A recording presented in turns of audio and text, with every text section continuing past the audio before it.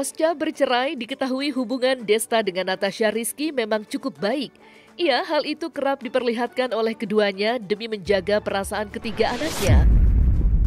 Dan baru-baru ini, Desta dan Natasha terlihat kompak di saat keduanya menemani anak bungsu mereka, Miguel Arausia Janet, yang baru saja menjalani hitanan. Dalam momen tersebut, Desta dan Natasha terlihat sangat akur, layaknya seorang pasangan yang tak memiliki masalah. Maka seperti inilah potret kekompakan Desta dan Natasha Rizky saat menemani anak ketiga mereka yang baru saja dihitan.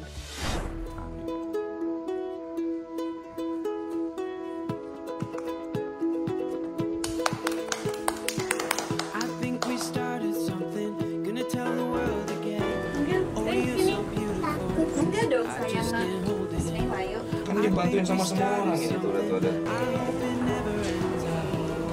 Ini boneka kita buka ya. Asik. Pinjam dulu. Pakai di luar tuh. Keluar dari ruang operasi guys.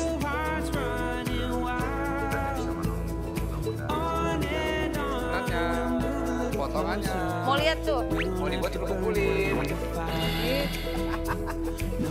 Komunikasi pokoknya aku sama Desta tetap baik pastinya kan anak-anak, tapi kalau ditanya kemungkinan aku juga nggak tahu, makanya doain aja apapun itu yang terjadi. Ya pokoknya apapun itu, gue udah tahu banget nih ya ujungnya.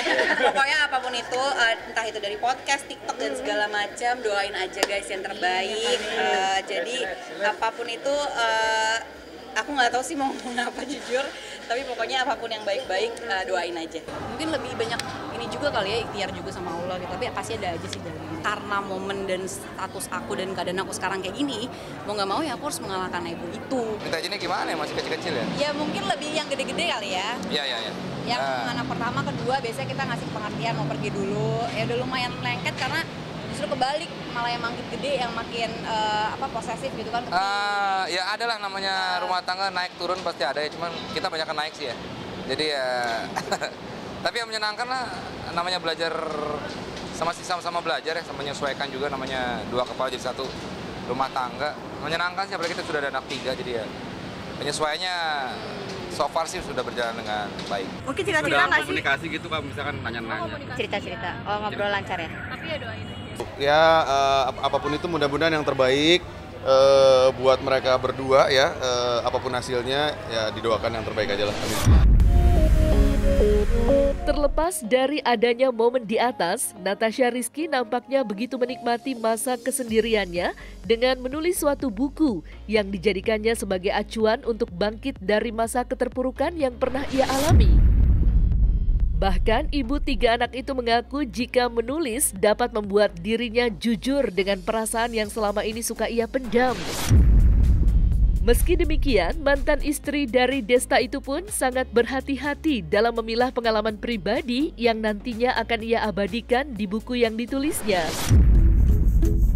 Hey love, you got your... Ya jadi aku nulis tuh dari SMP sebenarnya udah lama. Jadi emang suka mencurahkan segala isi hati, batin aku tuh semuanya ke tulisan gitu. Karena menurut aku kan tulisan tuh kayak sebuah batin yang tertahankan ya. Jadi kejujuran itu tuh ada pada saat menulis gitu. Ya itu yang aku rasain, makanya aku suka banget nulis gitu. Sebenarnya aku orangnya juga nggak yang introvert gitu ya, maksudnya nggak yang mendem apa segala macam tuh enggak. Jadi emang suka, cuman suka aja gitu. Kalau nulis tuh kan kita kayak punya kepuasan batin tersendiri ya, karena nulis itu kan bisa jadi suatu karya juga gitu. Jadi aku suka aja gitu mencari-cari, mengulik-ngulik suatu kata-kata yang penuh kiasan gitu kan. Tadi aku bilang pas lagi di acara tadi talk show itu, tadi aku juga bilang bahwa aku tuh suka berimajinasi gitu loh. Maksudnya suka punya mimpi banyak, jadi kayak suka banyak ide-ide yang tercetus yang akhirnya mungkin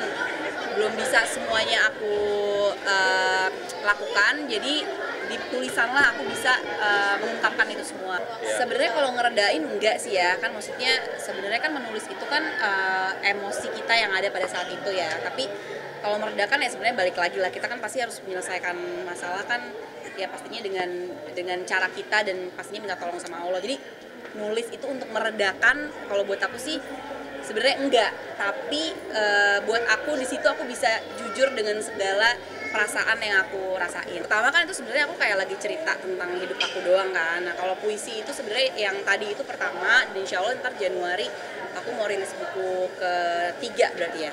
Ya inspirasi pasti kan dari penulis itu pasti kan punya ininya sendiri ya, punya personalnya sendiri. Cuma kan lagi-lagi aku kan nggak bisa juga nulis tuh untuk menjadikan sebuah buku tuh untuk di-share ke publik kan nggak mungkin juga personal semuanya kan gitu, karena kan ini kan nanti akan dikonsumsi publik gitu. Jadi kalau cuma curhat-curhat doang maka nggak akan ada manfaatnya di sana gitu. Jadi tetap harus aku mengkurasi dari banyaknya puisi yang udah aku tulis yang mau dijadiin sebuah buku.